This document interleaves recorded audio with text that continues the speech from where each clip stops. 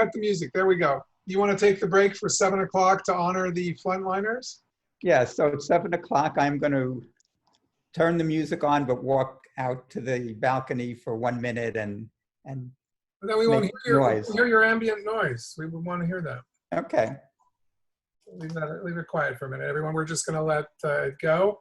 I'm going to send out one more email because a lot of people registered very last minute.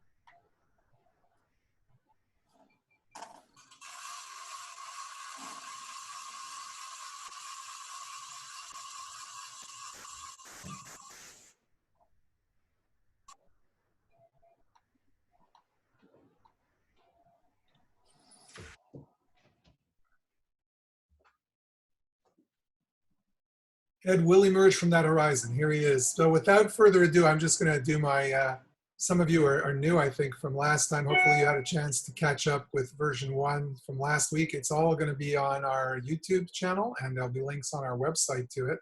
So behind every great leader in this club is typically Ed Sobin. See? So anyway, without further ado, Ed, take it away. Okay, hi everybody. So I will backtrack slightly from, kind of review briefly.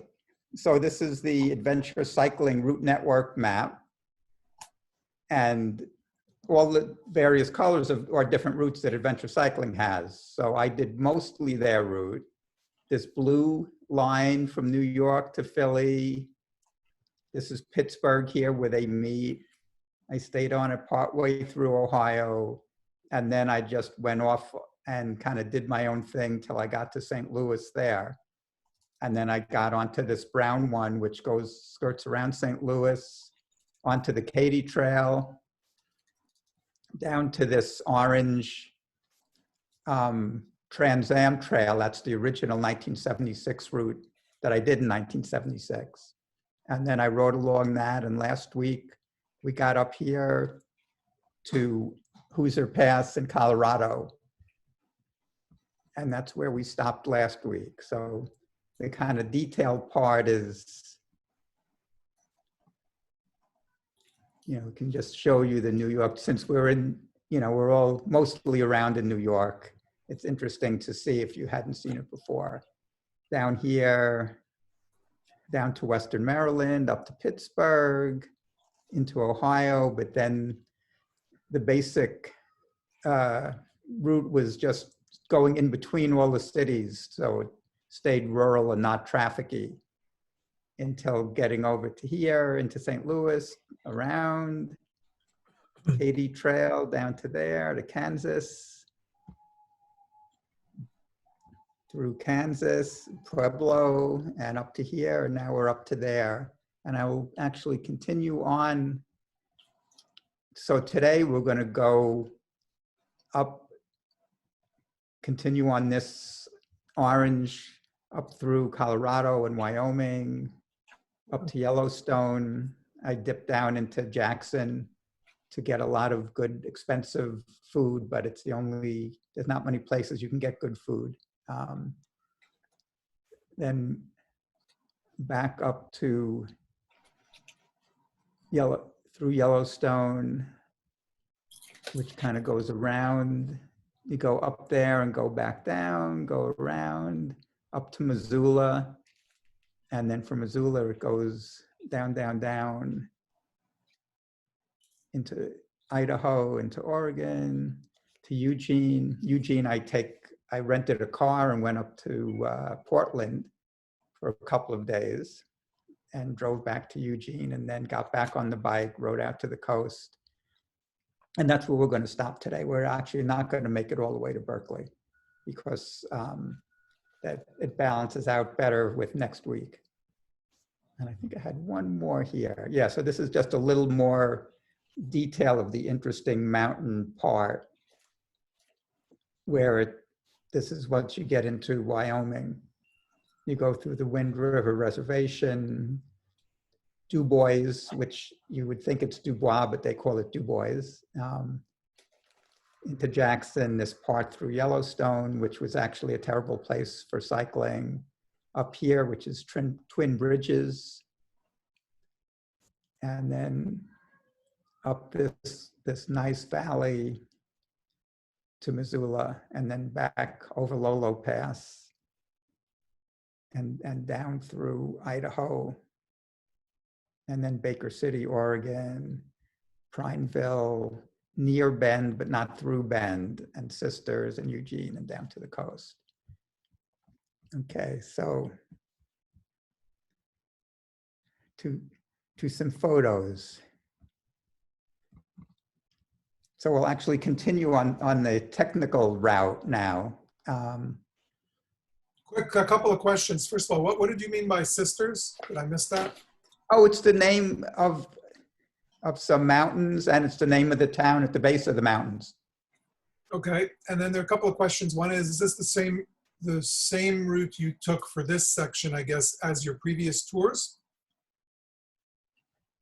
For the second half, so in 1976, I did the one and only Trans Am route, that orange line.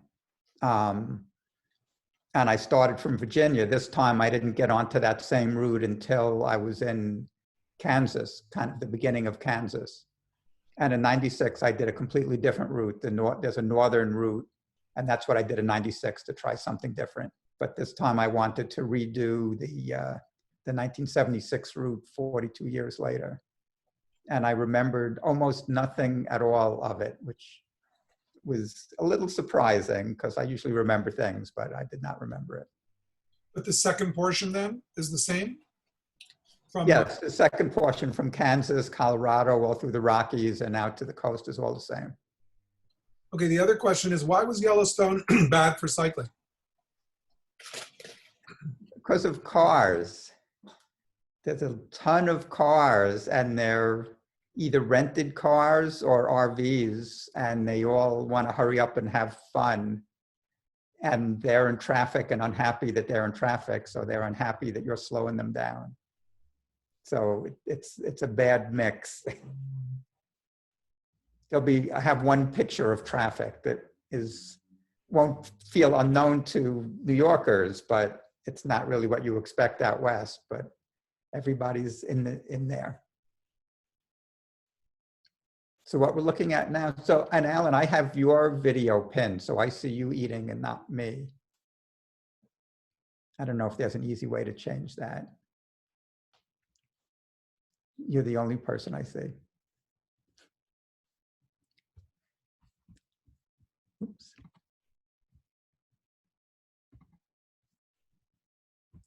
And you're muted, but that's okay. So this is an adventure cycling map. So I had a photo of it in case I managed to lose my maps. And I just thought I'd kind of briefly show what it looks like. So this is the part through Eugene, and the route is marked in this sort of red or whatever color that is. And it has a little street map, and this is the more, the bigger view. So I came into Kohlberg and then did this spur through Eugene.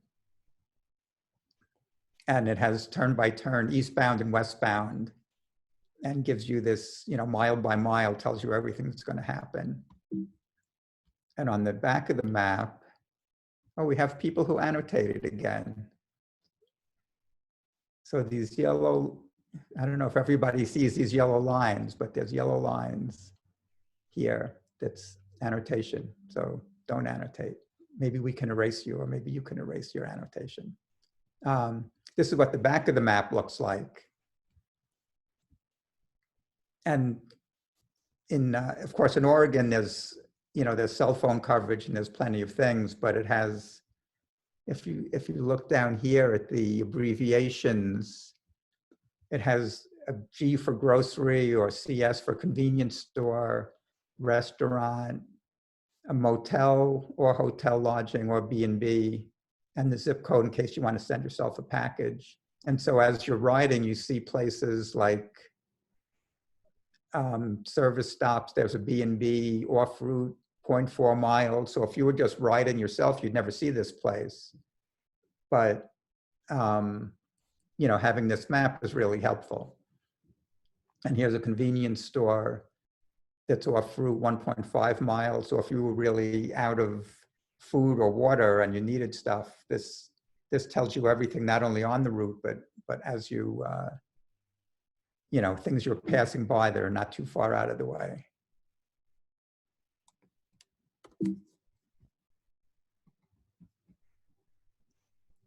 So let me go for full screen now.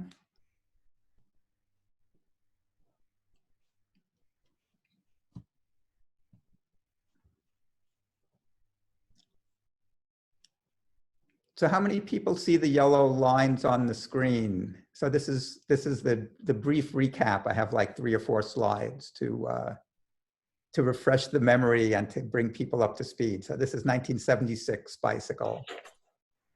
I think we all see it, Ed. I think you need to clear it. I think somehow it's coming either from your computer, or if anybody did this drawing, if you wouldn't mind clearing your screen. I don't know that anybody would have control to do that, but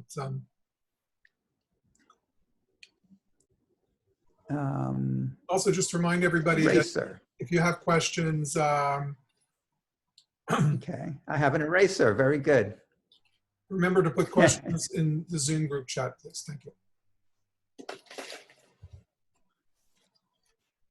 So this bike, for those who are new, this is me actually about to start with no helmet. I did have bicycle gloves. I just didn't have, I had them on the back because I was just testing the weight of the bike out. But there's no front bags. Everything's piled on the back. The back is a cheap Pletcher rack, which just attaches with 2 bolts, and it kind of rocks as you get going, but it didn't fall off. So that was good. But no helmet was a bad idea, and white t-shirt it's a cool at least, but not that visible. Someone's asking, is that hair or a wig? I was 21 and my hair was already going.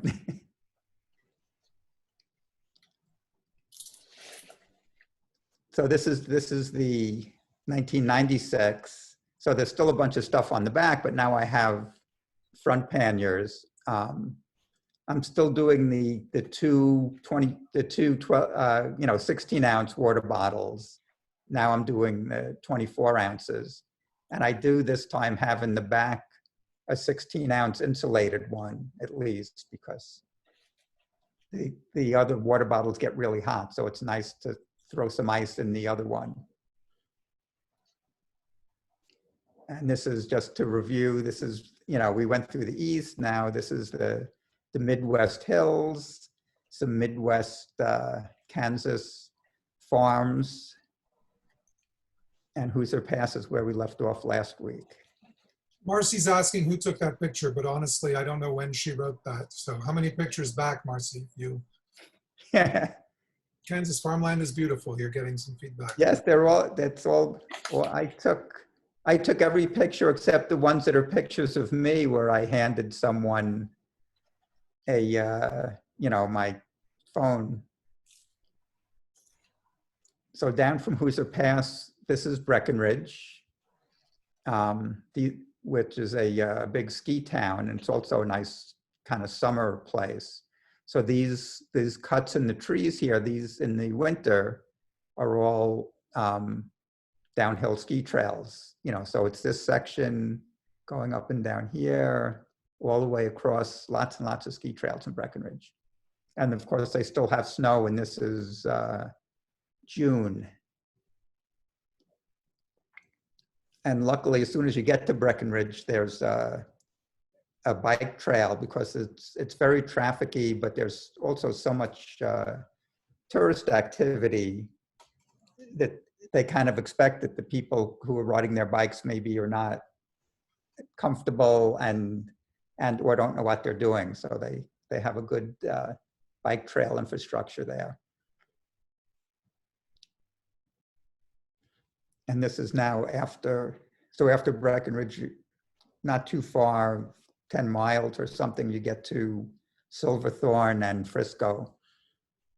And this is the bike trail out of there going north. And then this is later on in the same day, just beautiful mountains and snow on the mountains, big open places, and beautiful lake. You can kind of see a long way off of where you're going to be next. This is a kind of typical of all the towns. This is even beyond closed. This is like closed and rotting. There's almost nothing in this town or many other towns, unless there's a real crossroads there. There's no motel. Sometimes there's not even a place to eat or store. Usually there'll be a gas station with kind of a minor convenience store. But a lot of this sort of just rotting housing and businesses. But the scenery around there is incredibly beautiful. So here's some deers, pretty common thing. I can zoom in on them. He or she is kind of looking at me like, that's not a car, but what is that? And then as I kept going, they ran for it. Dangerous bicycle. And this is the second Continental Divide crossing. There's lots of them. I think I crossed it 11 times, but I don't think I counted 11 pictures, but there's a lot of Continental Divide crossings. So the first one was 11.5 or something. This is now 9,600, so kind of getting lower. And these beautiful flowers next to the road and snow-capped mountains. So after kind of being in the hot, humid, like St. Louis, where it's 100 and humid, and all through Kansas, it was really hot and humid. And Missouri was pretty much the same deal. It's so wonderful to be in this dry weather with the mountains visible for, those might be 40 miles away, the mountains there in the background. So it still gets hot on the road because you're high up. I'm kind of bouncing between probably 6,000 and 10,000 most days. So with the sun on you, it's hot, but in the shade, it cools off nicely.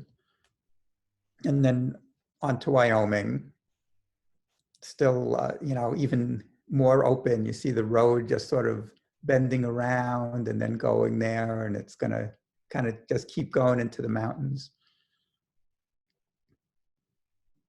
This was, so once I hit, I didn't take the pictures of the other people, but a picture like this, I met a guy who was going in the opposite direction. So this would happen a few times a day in this middle part of the country, people who are coming from the west and coming from the east. And for the first few days, everybody would stop and talk.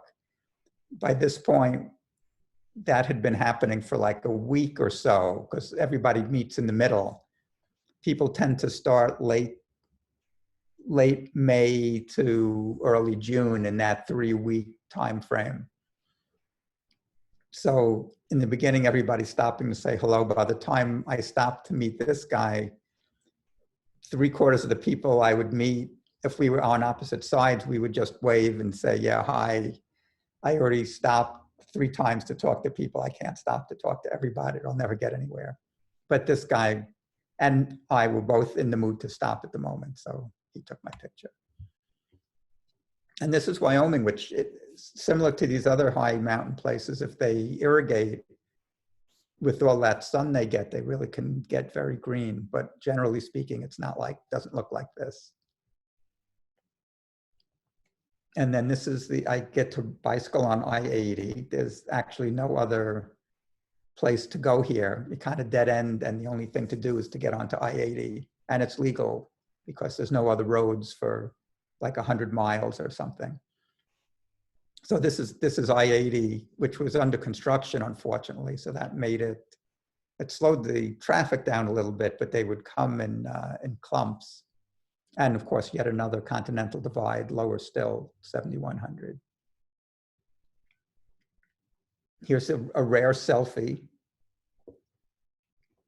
I was liking the look. So I'm on some kind of mesa, and you could just look through this little crack in the mountain and see down thousands of feet into the next level down there. Very interesting. And this is pretty much, it's like another day, another continental divide crossing. So here's yet another one at 6720. So getting a little lower, kind of rolling downhill from that 11.5. And split rock, so you can see it's a split rock there. So this was a big deal for the wagon trains going west. You could see, because it's such open country, you could see this feature for like days. So I'm doing like 60 miles a day. A wagon train, I think, was doing kind of 15, because people were walking. They weren't just sitting. It wasn't everybody sitting. They would take turns walking. So I think a 15-mile day was typical. So it would take them, they could see it for 4 or 5 days on either side. So we have a good question. I like it anyway. What is a continental divide? I didn't realize we had so many of them. It's just well, there's really only one. You zigzagged, eh? But yes, it was my own zigzagginess that made it multiple crossings. So the divide is, if you're on water that falls on the divide, if it goes on one side, it goes to the Pacific, and it falls on the other side, it goes to the Atlantic. So it's basically kind of the high point of the Rockies as it's going north to south, and you go either Atlantic or Pacific. And the route I was taking just had me kind of crossing back and forth over it because it's pretty. Because the goal, so the adventure cycling sort of mantra, which is mine as well, is you're not there to get there as fast as you can, because if you wanted to do that, you should fly. And if you're in less of a hurry, you should drive.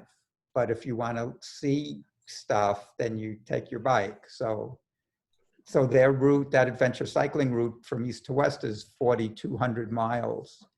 And not 3,000, because it's not the interstate. It's zigzagging both in the kind of microcosm.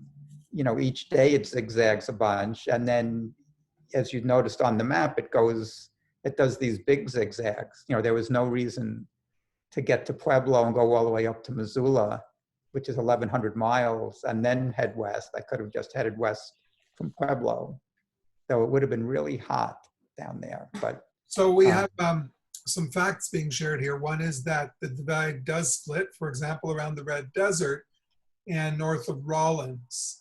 Tom Morgan is sharing, and people are asking where the Red Desert is and where Rawlins is. Do you know these places? Or well, on the next week, I'm going to pass by Great Basin National Park, and that's one of the places where there's just a basin. So the divide, if you're on the Pacific side of the divide, the water doesn't go to the Pacific, it just goes into the basin and disappears rapidly. So there's places where you get kind of a little bowl, and the water doesn't really go anywhere. So yeah, and I'm headed up to that neighborhood at this point. And this, you can't quite see, maybe if I zoom in, this is the next day. So I'm probably 50 miles away, 40 miles away, and there's that split rock again. So it just stays really visible because there's no other hill around it. And here I have a question for the group. I decided that, so this is a pretty picture anyway, with some mountains and a road, but this critter here, I decided must be an antelope because I'm in the land where the deer and the antelope play, and it's not a deer, so it must be an antelope. But if anybody knows that that's really an antelope or some other thing. Your illusion is shattered. It's an elk, according to Debbie. An elk? Debbie didn't know where the Red Desert was, so I'm not sure. Should we rely on you, Debbie? How many elk have you seen? Well, there's a lot of elk around there as well, so it could definitely be an elk. That's the totally reasonable. The ears and I mean, because the antlers, it's hard to tell if they're antlers or ears sticking up. And I was thinking it might have been ears, but maybe it's antlers. Well, apparently you're getting vote for elk from Montana. Someone saw it in Montana. Debbie did, and David is saying he saw elk in Colorado. So is that what these look like to you, Dave? Yeah, I can buy it. You know, there's a lot of elk. There's a lot of elk there. And this is it was not a typical house homestead, but this is an actual, you know, somebody lives here. So you see there's a telephone pole with a transformer and the wires go into the house. So this is not abandoned. So this person has a nice kind of tight looking log cabin that he, you know, might have made by himself, a wagon, as in, you know, like a wagon, like wagon train wagon. But his outbuildings, you know, kind of need a little work. But it was an interesting place, and there was nothing around here. This is, you know, a little house on the prairie. It's not the prairie, it's the high mountains, but there was nobody for you know, tens of miles around this place. But he had a telephone pole with electricity and probably telephone. And this, I thought. The wagon has a name there, Ed. That wagon is called a Conestoga wagon, modernized. Yes, Conestoga. Yes, it's a Conestoga wagon. It's probably very expensive to buy new wood to fix those buildings, so why not just buy yourself a Conestoga wagon? Honestly, right. So this is kind of just a look maybe at how the bike is packed. So this is the tent. Inside, the panniers or the sleeping bag and my air mattress, because those have to stay dry. And the tent is going to be outside and get potentially wet anyway, so I don't want it inside in my waterproof panniers near any other stuff. So it's just as well to have it outside. And it just, the light clears it, so it's good.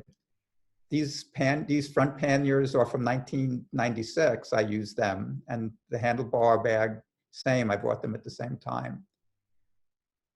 And this here, this is my cue sheet. I pretty much made a cue sheet every night after I went over the route, and the cue sheet had on it all the places to eat and go to the bathroom, pretty much. And if there was some hills of note, you know, that was going to be more than a kind of a half-hour hill, a multi-mile hill, I would put that in so I'd know, you know, if I see, because there's very few convenience stores. I mean, it's kind of like I would have two or three hills on there and maybe 6 or 7 convenience stores marked, and I'd see where I was. What time is it? How hot is it? And how do I feel? And what hill is coming up to decide, do I need to stop at this store? Because there's not going to be another one for 20 miles. So you really got to know. So that's clipped onto the handlebars there. And this is a pretty typical 6 or 7%, 5 miles, 8 miles. So when you're going up, you're going up. And when you're going down, you're going down. You know, they last for a while. Going up is 6% for 5 miles takes a while. That's Debbie Friedman's favorite sign. Now, that's down, but the only way to get to that is to do a similar thing on the other side. Question, Adventure Cycling's maps, are they available as an app? Yes, they also have kind of a phone app. And when you do it that way, you get the updates automatically. The only downside is if your phone dies, if the battery dies or you break it, then you have no idea what's happening. Yeah, so this is a question, and I think I know the answer to this because every time I wear a backpack, people tell me. But is it more efficient to attach all your gear to your bike than to take a backpack? Yes, well, if you, I mean, you can kind of just think about the cowboys, like were cowboys wearing packs or were the horses carrying the packs? You know, like why would you want your body to be fighting the weight of a bag when it could just be on the bike? It's the same weight, but in one case your muscles are holding it up, in the other case they're not. So it's better on the bike. And the other reason, of course, is weight. You want to get all the heavy things as low as possible to have a low center of gravity because it makes you much more stable.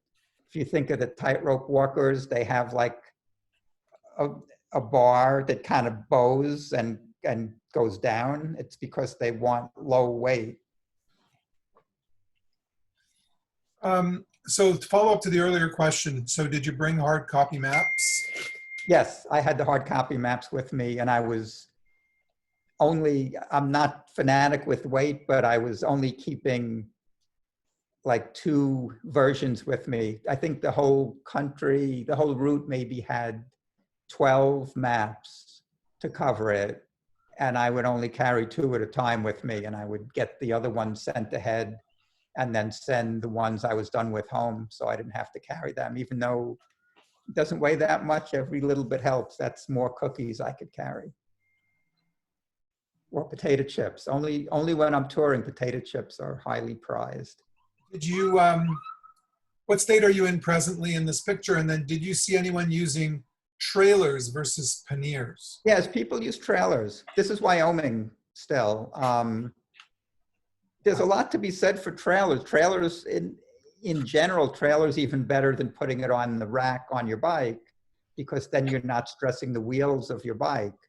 The problem with the trailer is the trailer itself weighs a lot sometimes. A trailer can weigh 10 pounds pretty easily. It's hard to get a really light trailer. And a lot of them have 2 wheels, which then makes you wider, and that's a problem. And if you're riding, if in these rumble strip places or where there's gravel on the side, it makes the handling of the bike more difficult. And they have single wheel trailers that mountain bikers use. And that's, once you get used to it, it's a pretty good solution, but I never felt like getting used to it. And I haven't broken any spokes, so I wasn't worried about stressing my wheels, but the trailers are good. And I would meet people, it was pretty much 90% had panniers and maybe 10% had trailers, but there were some around. So this is down the hill. This is just that same hill. It was a very beautiful downhill. I took a couple of pictures. And this is what it's like when you get to the bottom. The rocks are changing color as you're going down, down, down. And the geology and the scenery is incredible. Here's where Sacagawea wound up, evidently. Sacagawea is the one who bailed out Lewis and Clark when they were totally screwed up. And and right around here, this is where she was from originally. They had taken her from St. Charles, where I started on the Katy Trail. Or maybe they picked her up a little later, but nowhere near here. She walked all the way, or rode in the boats with them all the way to here. And just when they were kind of starving and lost, she like found her relatives and they took care of Lewis and Clark and company. And this is on the Wind River Reservation. So historic place if you like American history or Lewis and Clark. And this is just more beautiful, big open Wyoming and Montana both are big sky country for sure. These are a bunch of buttes, and you kind of get up high and you look down on this kind of bird's eye view, but you know soon you're going to be down there and then go over some bunch of these more things. And this is probably the Wind River. Just seeing water out there is kind of delightful because there's not much water. and horses. Didn't see any cowboys, unfortunately, but there are horses.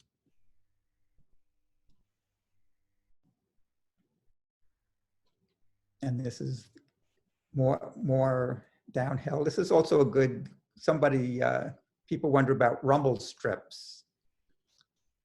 So these things here are rumble strips. So if the driver is falling asleep and they start to drift over, the rumble strip will kind of, rumble and wake them up. So they're useful for that. But depending on what this part is like, it can be impossible to ride your bike here. And you can't ride a bike over the rumble strip, which means you have to pretty much ride on the road. So out west, there's Adventure Cycling is working on this, but it's a big discussion about placement of rumble strips and width of rumble strips. I think the goal is to get them touching the white line and a little bit narrower. So the rumble strip would just be from the white line to here, and a bike could be over here instead of out here. This, if I remember right, was really a pain because this nice white road is just smooth and beautiful. And here you're going over these, they're not even expansion joints, they're just cracks in the shoulder of the road that's not taken care of. And going at high speed down this, you almost couldn't do it. So you had to really slow down. And this was gravelly, but not, it was gravel, shallow gravel on top of pavement. So it was rideable, but not pleasant. So mostly I would ride in the road. And Question, if you had one set of brake pads for the whole trip, or how many times did you change them? oh yeah, the brake pads I still have since I've had well, not since I had the bike. I changed them once or twice. Yeah, I had changed them like a few months before I left. So I probably have 10,000 miles on these brake pads. Brake pads last a long time. I did change my 10-speed chain in Colorado because I felt like I hit 4,000 miles and I wasn't confident that I would make the whole trip on the one chain, and I was at a friend's house, so I had the chain sent there and did it in his basement. But I've since have way more miles than that I'm still using the chain, I think, that I had on the trip. So I'm probably at, like 6,000 miles on it. So one last nice thing about these not very scenic rumble strips is they're staggered. So it was easy for me to be on the road. When I saw a car coming, I could go in between the series of rumble strips, go here again, go on the shoulder. And then when things cleared up, I could go back out, further down in between the rumble strips. So that was nice. So it's sort of a good compromise to alternate them. And these are just like every day is like this. There's a river and there's these beautiful rocks, they red or different colors and different layers, beautiful clouds. This is in Du Bois now, so just past the Wind River Reservation. And these are people I had met earlier, maybe a couple of days earlier, and they were, and they had also met somebody else I knew, and we were like trying to meet each other. So because you're all on the same trail, there's a lot of kind of trail talk. So people coming the other direction would say, oh, Jane and John are up ahead, they're looking for you. And I would kind of say, oh, like of course I couldn't send back, but people in front of you could say, tell him where I am. So I finally met them there. So that was fun. And this is them. And Bill, if you were here last week, he's the guy I met in St. Charles while I was waiting in the cafe for Robert, who took me off to St. Louis for my little 2-day mini vacation in the heat.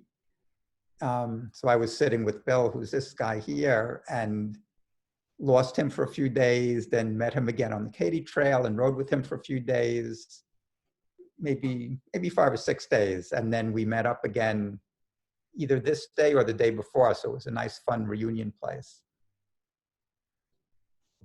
And this is the Wind River, as in Wind River Reservation, Indian Reservation.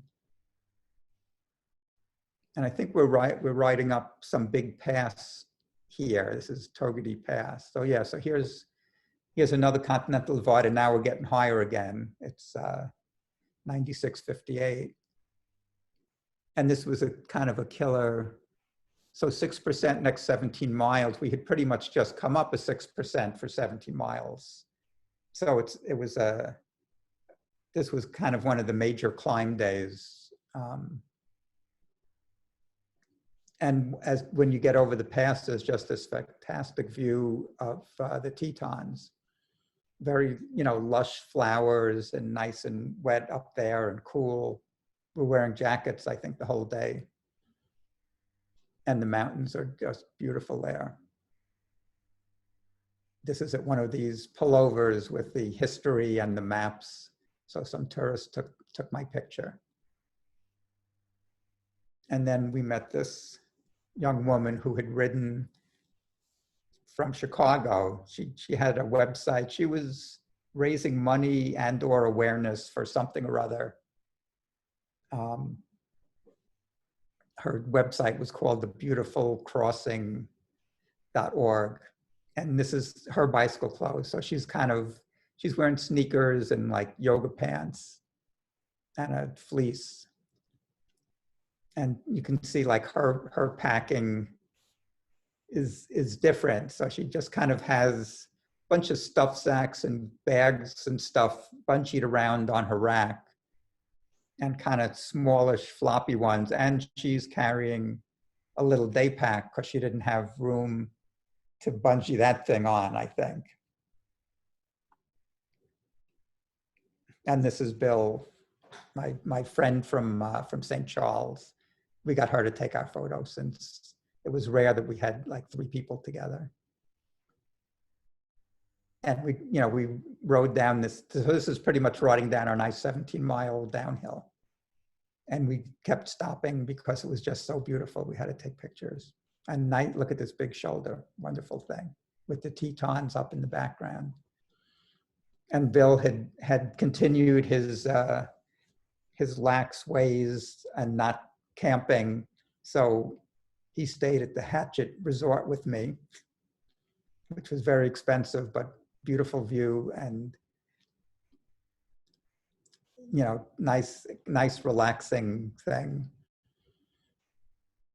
And then this is the next day, because we're still not at the Tetons yet. We're so high up and they're so big, you can see them from really far away. Question, if you're shooting any pictures as you're riding, or you always stop to shoot? No, I'm shooting, I would say more than half are shot while I'm riding. I got very good. The camera was in my back pocket of my jersey, and I could reach around behind, pull it out, swipe, push the button, push the side button to put it to sleep and put it back in my pocket. So as long as I could see clearly what was happening in front of me, that there's no driveways around here. And if there was a lot of deer that running across the road, but you could see them. It's a big wide field. So as long as I could see what was going on, I would shoot while I was moving. And of course, if I'm not going more than like 50 miles an hour, when I'm going like 30, I don't take my hands off the brakes. So are we halfway to Berkeley? Yeah, maybe. Okay, just checking, because we're about halfway. 7:45, FYI. Okay. Time check. So there's Tetons with buffalo. As you know, you have to have buffalo in a national park. So this is Grand Teton National Park now that I'm close enough to it, and that's why there's buffalo there. And some French tourists took my picture here, and they were happy to see a bicycle, and they didn't really speak English, but I got a formidable out of them, which is always good if a Frenchman says formidable to you. And then this is riding down to Jackson, where the road splits to go to either Yellowstone or Jackson. They have this very nice bike path. So you can go down to Jackson without fighting the traffic on this road. This was another animal identification test. I think it's a coyote. But who knows? So this is now heading up. So we're done with Jackson, heading up to Yellowstone, and this is, yet another beautiful lake outside of the Tetons. And this is my first, on purpose, planned camping spot. So in Yellowstone, there's no way to stay at the inside because you have to make reservations a year ahead, and I don't even know where I'm going to be a day ahead, much less a year ahead. But all their campsites are open for hikers and bicyclists. They never turn you away because they know it's not really easy to go anywhere else. And you don't really need much space. And it was not crowded at all with hikers and bicyclists. And this is really nice camping. It was very pleasant, though it was near freezing at night. But as long as it's not hot, I'm happy. And this is the one store. This is the store in this, whatever town this was, Grant Village or something in Yellowstone, with beautiful mountains behind, near dawn, of course. And heading up into Yellowstone, we get another Continental Divide with a nice big RV, which is typical of Yellowstone. And this is yet another day camping in Yellowstone. And this is yet another Continental Divide the next day, another day, another divide. And this was a 2-divide day. I like this lake. It's a lake, which to me is a sort of IT term. Here was a buffalo not far away from me, because this is just taken with the phone.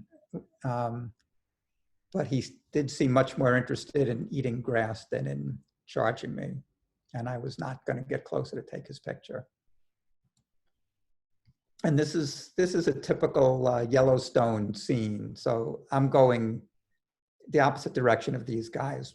But in another minute, there'll be a line like this coming to pass me. And if they try and pass me at the same time as these ones are coming, usually I'll just stop and pull off and wait a minute or two while all these cars pass. But they come in these packs of 10 or 20, and they're pretty much just a minute apart. It's not long in between packs. So very unpleasant. So that's why Yellowstone is not fun. And there's always a line either passing you, towards you, or in your direction. You're never alone. And then finally, this is just outside of the park, entering Montana, and things are peaceful again.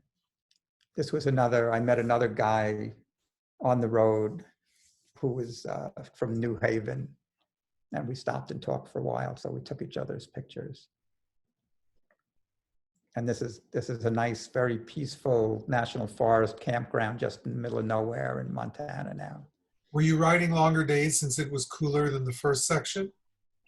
Yeah, I was tending to do a little bit longer. There was certainly no reason to stop at noon, so I tended to go more. And also there was nothing to stop at. There wasn't really a town typically.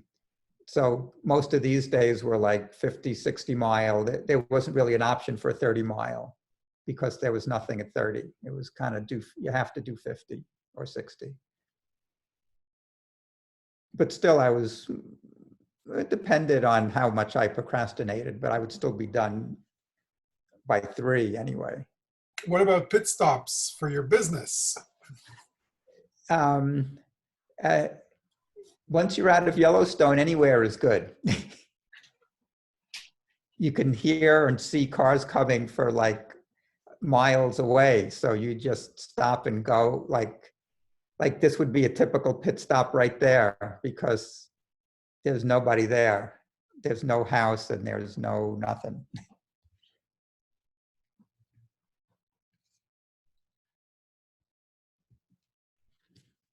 And this is in, I think, Virginia City. So it's this beautiful historic town where the whole town is kind of left at 1890.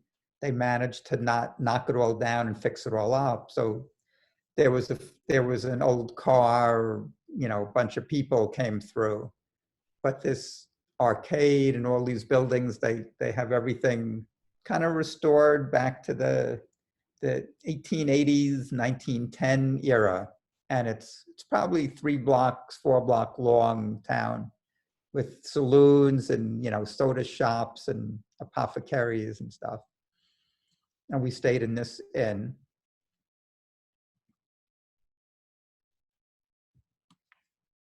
And this is Bill again in front of me wearing a jacket. Always a good sign, means it's a good day if you can wear your jacket. So there was a little bit of traffic on this road. Traffic meaning every 5 minutes a few cars would pass you. But there's very good sight lines, even though there's no shoulder, so they could see you miles away.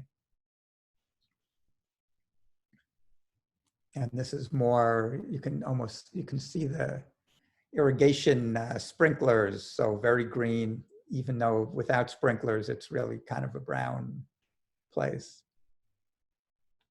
And this is just the big sky, wide open spaces here in Montana. We're heading into these mountains and we have to go over them somewhere. This Twin Bridges is a nice little kind of town with old brick buildings and a bunch of places to eat and such. This is some other famous rock. It might be Sheep Rock, but it's another one of those like split rock that the wagon trains were looking for that you could see far off. And these are a bunch of signs telling you about, you know, the history of this rock.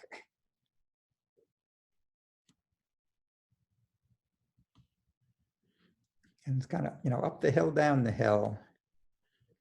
So here's another pass. I'm not sure, I think this might have been yet another divide, but it didn't say divide because we were not on much of a road. And there was another bunch of historic markers here in a parking lot, and you can see this is where the road's going to go. This is the downhill coming, and we're headed out to these snowy mountains. So another big, nice, long downhill. And we met these guys. I re-met them. I had been camping with them in Yellowstone like the week earlier. It's a father-son team that are bicycling the Continental Divide Trail, which goes from Mexico to Canada, and they do it on mountain bikes. So they were riding up from Mexico towards Canada, and they were zigzagging around mostly on dirt roads through national forests, but there were spots where they have to come out onto a regular road. And that was my, you know, so we kind of met up with each other back on the real road coming down that pass. So we stopped and talked to them for a while, and that was fun. And they do regular farming, not just, it's not just cattle. This is now getting close to Missoula. So I think we went over those mountains and now they're behind us. So Bill's saying hi, and there's a little bit of traffic on this road and, you know, a little bit of shoulder. And then as you get close to Missoula, like maybe 20 miles out, there's this nice bike path that they just finished in 2016. So that's really pleasant to do that. This is Adventure Cycling headquarters. They take pictures of people who are riding cross country just to kind of document it and take your name. And some people wind up in the Adventure Cycling magazine. I did not, but it was fun to get photo taken. This is June Seipel. So the people who founded Adventure Cycling, which was Bike Centennial, was Greg and June Seipel and Dan and Liz Burden. So June and her husband and the Burdens rode down from Alaska to Tierra del Fuego. Her husband, this is his bike that's in the basement. I got a private tour of his bike from 1972. So they had 2 articles in National Geographic about their trip from Alaska down to the tip of South America. And this was the bike he used. So it was fun to meet her and see his bike. And he was around too, but I didn't get a picture with him. And we stayed at the nice Holiday Inn downtown Missoula because we could, and we didn't have to camp. And then Bill went off. He lives in Seattle, so he went to Seattle, and I went to Idaho. So finally, Pacific time zone after after many weeks and months on the road. And 99-mile of winding road with pretty much nothing along it. There were one or two kind of hotel, cheap hotel, motel place to eat. Is this Route 12? Yeah, it is. This is a hiker bridge over the river to get into the wilderness there. Maybe it's Bob Marshall, but big backpacking place, and horse packing as well. Maybe bigger horse packing. And now this is entering the Nez Perce Indian Reservation. So there's been lots of Indian reservations out west that I went in and out of. And so I was down here by this river, and then there's a whole bunch of switchbacks, and you go climbing up this Whitebird Hill. And when you get up to the top, it turns into a rolling mesa with these pretty farm, grainy places. Is that guy you couldn't shake the whole time? So here's like another deer crossing in front of me. It's like, at least he didn't run into me, but there's always a deer crossing the road. This is Whitebird Summit. There's a resort up there, I guess, kind of a dude ranch. And then there's this incredible downhill where you're just going down, down, down. So you can see a bunch of switchbacks, here, switchback, switchback. The road goes down. What did you learn from riding that in terms of, maintaining your speed, the bike, braking and all that? This one was just so beautiful that I kept stopping to take more pictures. But if you don't have, this is a place where you wish you had disc brakes, because with rim brakes, you have to stop every so often to make sure you don't heat the rims up. Because if the rims get too hot, then the tube inflates and you overinflate and you get a blowout, which is disastrous if you're going 40 miles an hour on a downhill.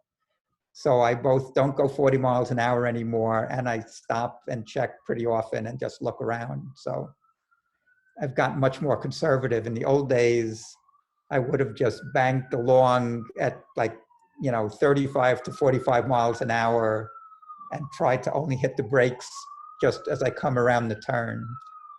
But now I stop and look instead, which adds maybe 5 or 10 minutes, it's not really much. So this is this sort of descent here. So I'm just going down there, and then a while later I'm down, and then of course I'm up again. As soon as you cross water, that means you're at the bottom and it's time to go up. This is Idaho, but I didn't get a welcome to Idaho sign either. So the Riggins Motel managed to be on the National Register of Historic Places, even though it's from 1946. And I think it's just because it's this, looks like a kind of 1930s old-fashioned motor, hotel when people were first started taking their cars on vacation. So it was a pretty quaint place. And they had an air conditioner, of course. Did you ever make a wrong turn and wind up going miles out of your way? Did that happen to you on the earlier trips without GPS at all? Yes, the earlier trips I did that. Even in 96, I did that. In 76, I did it occasionally, but I wouldn't go far before I got suspicious. In 96, there was a mistake on the map, actually, and I went in some 5 or 6 mile circle, and I'm like, wait, I was here before, and it was up and down hills, and that was disturbing because I didn't know where I went wrong because I was following the map, and there was no cell phones, but I got out of it. I was not stuck in the twilight zone. But on this trip, no, I didn't. I was putting the route into the GPS every night, or sometimes I put in a couple of days ahead But pretty much it was every night I'd put it in. Did you ever have to walk up any steep sections? Tell the I truth. did, yes. The only reason I would walk up, there was never anything that was so steep I couldn't ride up. But if there was like a logging truck coming in the other direction and an RV about to pass me at the same time, I would just stop and get off on the side and let them go, go in peace. And then once I stopped, it was just not worth it to get back on or to go down the hill, get into the, like I just wouldn't bother. So if I was, a 1, 2, 3 minute walk from the top and I happened to have had to pull off because it didn't feel safe, I would just walk up instead of finding a way to restart. And it was actually, this is the first year I did that, and it's actually almost more pleasant because things look really different when you're walking. So it was a nice stretch to kind of not be sitting and use different muscles and have your back in a different position. So I probably did that like 10 or 20 times in the 4 months. It was not like mostly out west. It didn't happen in the east, but it happened. This cafe, so this is Bucky's Cafe and Motel in Idaho, right near the Oregon border. And in 2016, I drove here. I should have included that picture and had lunch and dinner with Alyssa Respite as she was bicycling cross country and her 2 companions she was with. And we ate at Bucky's Cafe, like lunch, dinner, and breakfast the next day. And now Bucky's is closed and the motel is closed because things are just shutting down. So we head for Hell's Canyon here.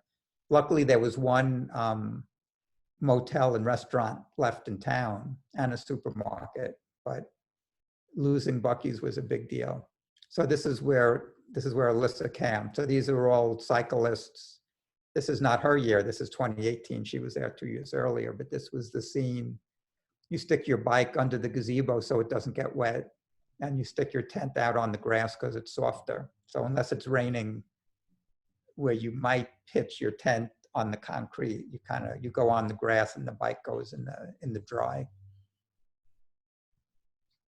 This is a bunch of turkeys on the way to Hell's Canyon. Always nice to have the wildlife shots. This is there's a dam, so it's a nice, you see the mountains are all brown and dry, but this water is a real treat there. Hey, Oregon. We have a question. How heavy was your tent?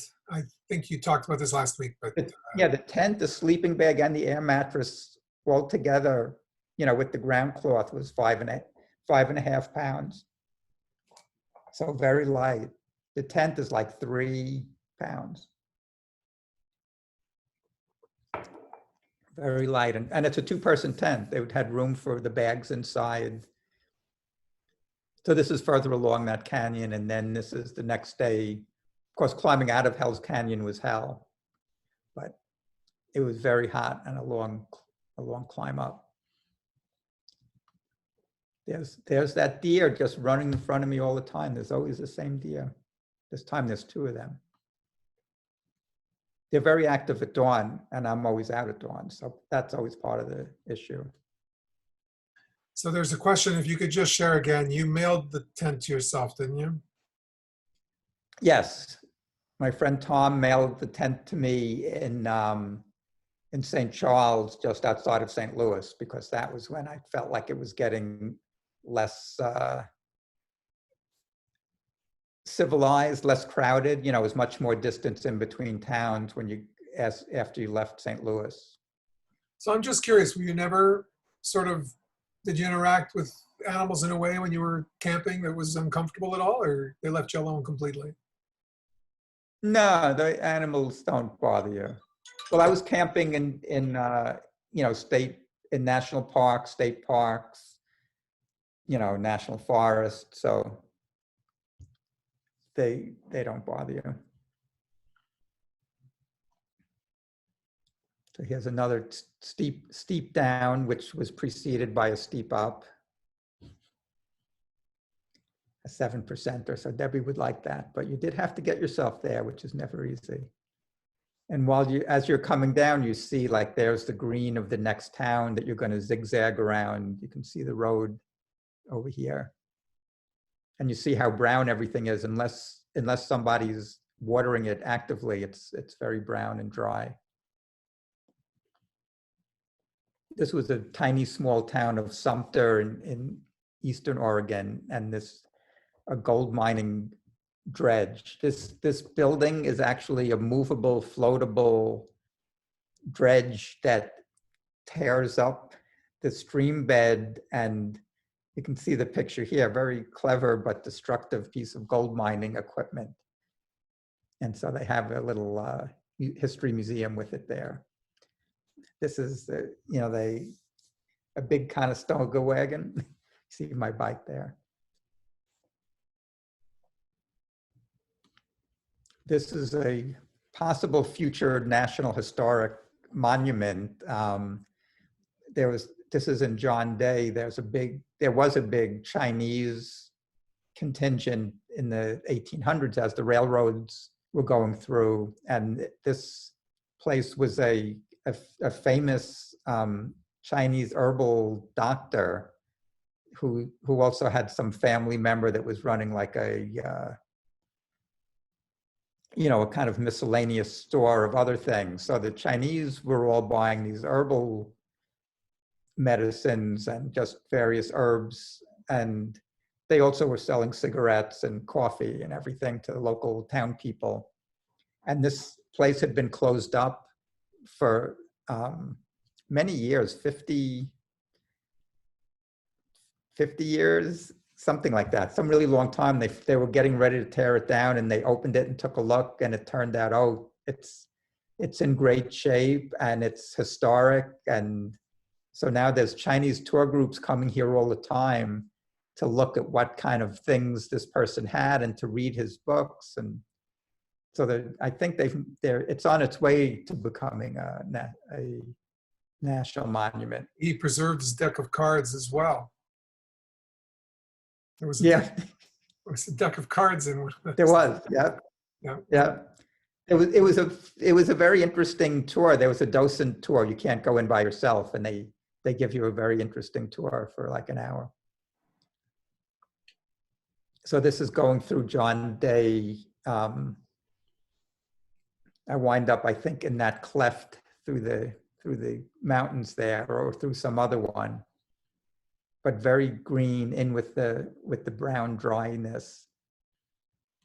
So there's a bunch of sections of John Day National Monument. Very beautiful place, but dry and hot. So this was, again, you had to get up at dawn and be done by noon because it was getting hot here. This place is a hostel in Mitchell, Oregon. See, there's like a little sign there that says open hostel lodging, and they have water in a cooler just out front for people who don't even want to stop and come in. They just want water. But I stayed in this place because I had heard about it from the people on the trail in the other direction saying, oh, you have to stop in Mitchell and stay at the hostel.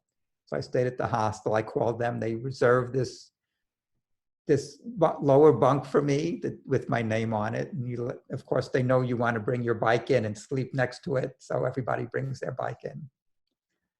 And this was another guy who had his bike. So it was interesting to just relax and talk to a few other cyclists about how things were going. And they had a kitchen, and there was restaurants in town, and showers and air conditioning, of course, my favorite. And this is, we're kind of approaching now the Sierras.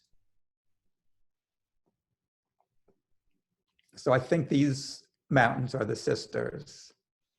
It's at the mountains that the town of Sisters at the base of them is named for. So back to that map. And this was a llama farm. If Tom is on, he can probably confirm mountains. We got Maggie saying it's the Cascades, not the Sierras.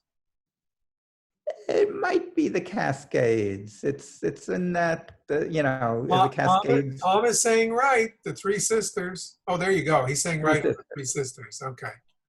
Three sisters, yeah. Are these llamas, did you say? So, yeah, so this is a llama farm, Wow.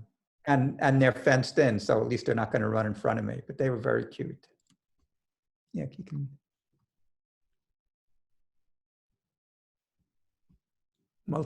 Multicolored llamas. Cascades are volcanoes. These are volcanoes. Yeah, they're kind of volcanic, definitely. We'll see more of that later. Like now. So this is climbing up towards Mackenzie Pass, and this is all volcanic wasteland, basically. So there's this little observation tower, so I walked up that.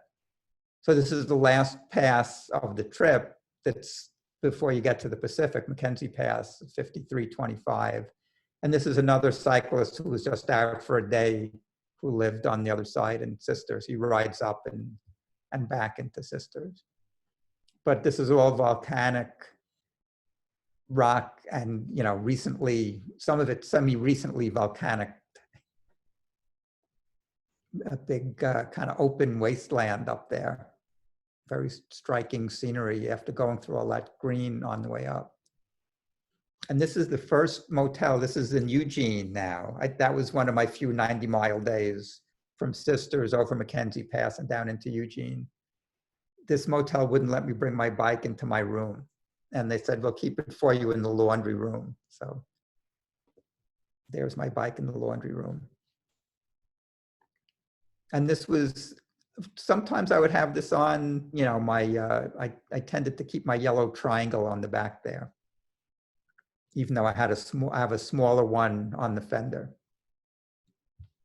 And I rented a car in Eugene and drove up to Portland. So these are two Appalachian Mountain Club friends, Appalachian Mountain Club leaders who both have moved out there. So I visited them in Portland and had beer. Mel would be proud. This is a bike path out of Eugene, heading towards the coast now. And there's that same deer, just like still running in front of me. And this is my first day on the coast, so I went a couple of miles out of the way to get to this parking area by the coast, and I thought I'd be seeing the ocean, but no, I see you know, like 80-foot high sand dunes that I can't get over, and I can't see the ocean. So I had to go back and go to a hiker-biker camping along the coast. Every maybe 20 miles or so, it feels like very frequently there's free, was it free? It might be $10, but there's hiker-biker camping, and it's state and local, and you can, same as the national parks, they never turn you away. Yeah, it says, please pay. So I had to pay them something. And then this is the next day. I went down another side road to get to the water, but once again, it's the sand dunes, and I didn't feel like walking and getting sand in my shoes. And so I waited. And this is a typical day on the Pacific coast. So as you ride down from Oregon down to California, it's like this a lot. It's just endless cars, pickup trucks, RVs, and cars coming in the other direction. This spot happens to have a nice shoulder. Most of the time there's no nice shoulder. And then this was like 2 or 3 days later, finally, there's the Pacific Ocean. And for a little preview, so I'm not going to go all the way to Berkeley today, but next week we go through the redwoods. There's the little bike by the big tree, over the Golden Gate. And then from Berkeley, I go through Davis and then back over the Sierras. And then Great Basin National Park through the desert, the loneliest road, US 50, through Nevada desert. And then on to Utah. So that's next week. So you aren't taking us to Berkeley. No, we're not going to Berkeley. You said you were. You've been had. Are you winding down, or do you still have more in you for today? No, I will do some questions. Oh yes, there was one more thing actually that I did want to share for those who can bear it. A 5-minute bicycle technical thing that I was thinking I would do in the beginning. But before you do that, there are a few questions. One is, did you fly back, and why didn't you ride past Crater Lake? Crater Lake wasn't on the route, the adventure cycling route that I was on, so I just didn't do it because I kind of wasn't there. And I did fly. My plan was to ride to, so I rode back to Utah, almost to Salt Lake City. And my plan was to take the train back from Salt Lake City. But the train only leaves at 1 a.m, so I wound up flying back from Salt Lake City. But we'll find out more about that next. You were on a precision schedule, right? So the 1 a.m. didn't work, so you had to fly in the afternoon. Is that it?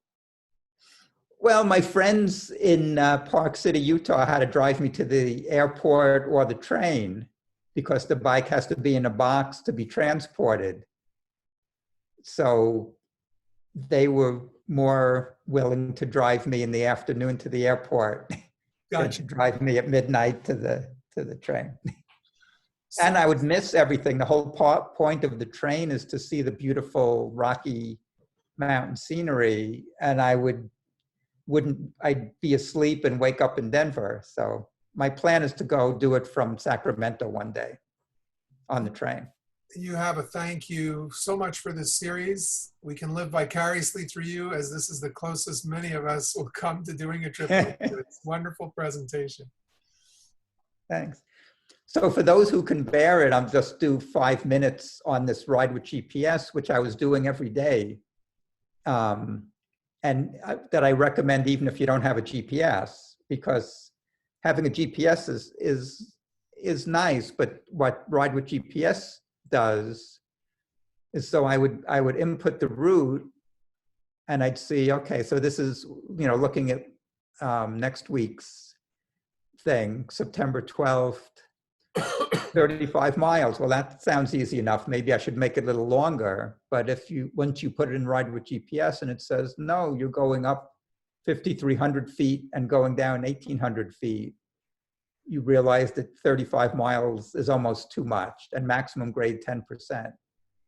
So if riding uphill over a mile in one day, 35 miles is like more than enough. So, and I would not have noticed it. I would have just seen, oh, well, 35, I may as well go for like 45. And so these are kind of typical days. This was a more,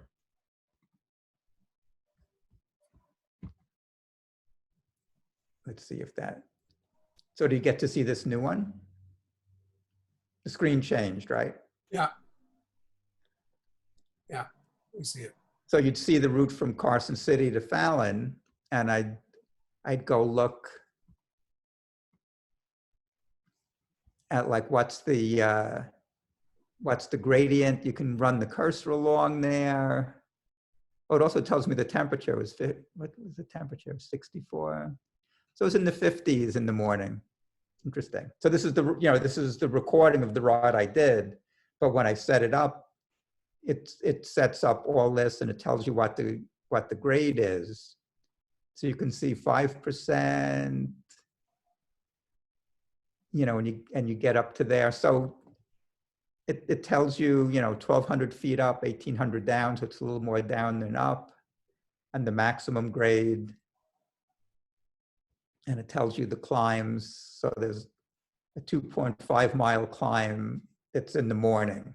So you can see it gets highlighted there. So that's the biggest climb.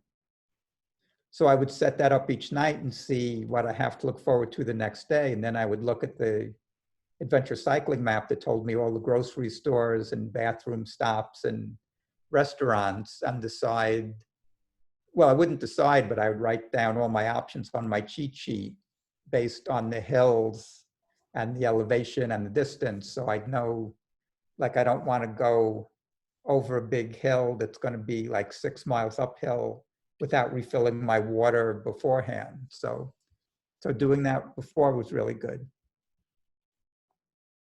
So that was kind of my use of Ride with GPS. Plus, I could be a little bit lax about paying attention to the direction sometimes, because the GPS would go beep at me when it was time to turn. But it's not so hard to keep track of it.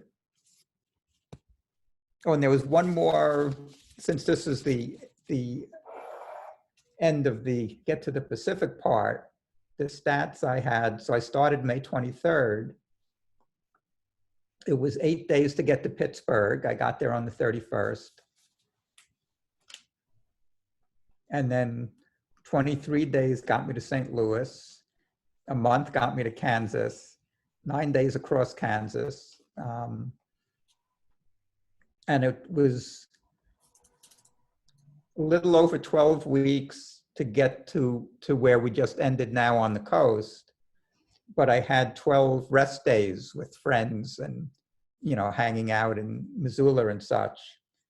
So pretty much it was 11 weeks and a day to do this. And in 96, pretty much the same distance, but a totally different route, I did it in 10 weeks. So it was kind of an extra 8 days this time. And when I did it in 96, I only took 1 rest day because I was on a schedule and I was younger. So that's it. So any questions for today that we haven't covered yet? Yes, what would you say were your highlights and favorite memories? Did you hear me? Well, yeah. Otherwise, I always feel like that's the like, who's your favorite child, asking a parent. Like, all of it was really good. Almost even the torture days were pretty good, because they stick in your mind and they don't hurt anymore once you're not there. The scenery in the Rockies in general is my favorite thing. So once I got past Hoosier Pass with the nasty traffic, all through Colorado and Wyoming and Montana was great. The Tetons down the pass to the Tetons and down to Jackson was great because there was room on the road and incredible scenery and the bike path. So that little section was probably the nicest little section. But, meeting the people, I was talking to a lot of people in town, and that was interesting and fun. And that was part of doing it by bike, is being able to talk to people. Is your background Crater Lake? No, this is somewhere outside of Albuquerque with David Schlichting here over my shoulder. I'm So it's glad. one of our New Mexico trips. I'm glad his name came up. While we still have 41 people, which is the peak for today, I want to let you know that after Ed showed a picture last week of David Schlichting, I was reminded that we were going to be doing a memorial ride for him, but unfortunately because of Corona, we can't. And so you will note that there is an event in Eventbrite. If you look at the 5BBC, we're doing it together with Bike New York and NYCC. We're going to host an event.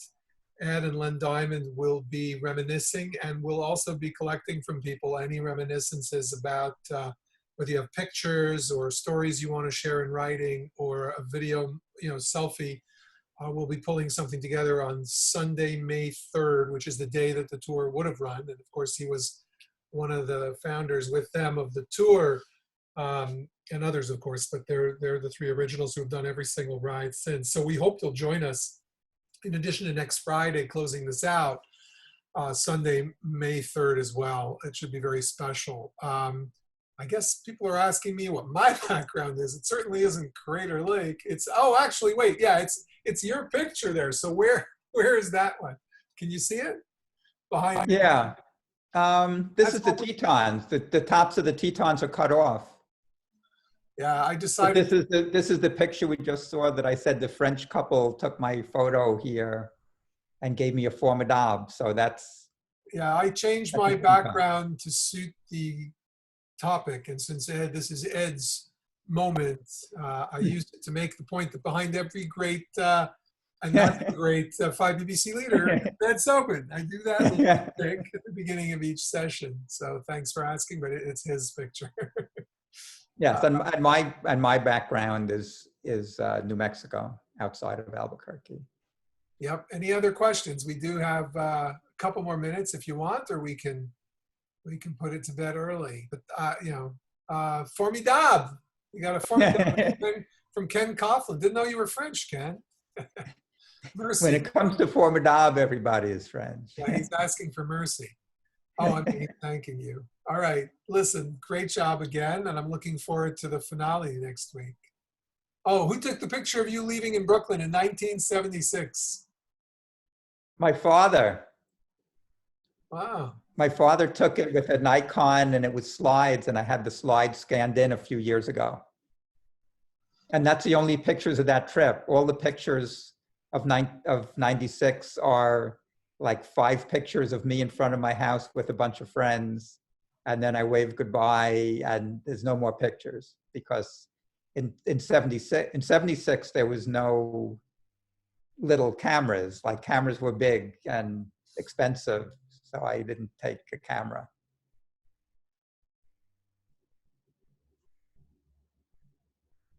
All right. Well, if there's no other questions, then Okay. thank you, Ed, and we'll see you next week, everybody. You're getting virtual claps. Okay, bye. All right, Thanks. bye. Take care, everybody. Have a good weekend. Stay safe. Stay healthy. Bye, Marcy. Bye, Enzo, if you're still here.